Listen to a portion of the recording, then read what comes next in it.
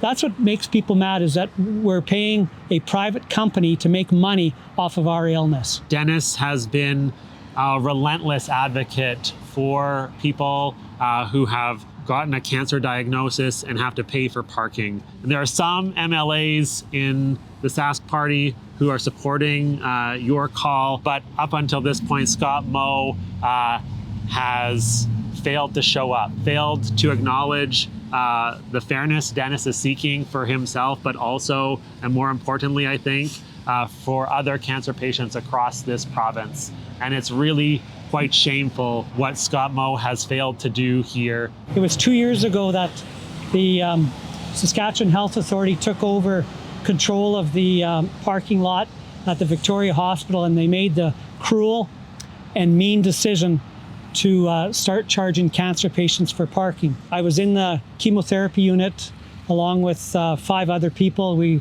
were in our chairs, and our nurse had told us that free parking was over, and it was a decision of the Saskatchewan Health Authority to do that. Immediately I said, this is wrong. How could a government do something to people that are in such a vulnerable state? The policy makes absolutely no sense. If I was diagnosed with kidney disease and was required to go to the Victoria Hospital for treatment, I'd have free parking. But the fact that I was diagnosed with kidney cancer, go to the Victoria Hospital for treatment, I have to pay. The thing that infuriates so many people in Prince Albert is when I talk to them about this decision is that they didn't realize that the parking lot is run by a private for-profit company. This is not Saskatchewan. This is not the Saskatchewan way. I've grown up in this province, and you look after one another when you're hurting or when you're in a vulnerable situation, and this is anything but. It's nickeling and diming every single dying cancer patient.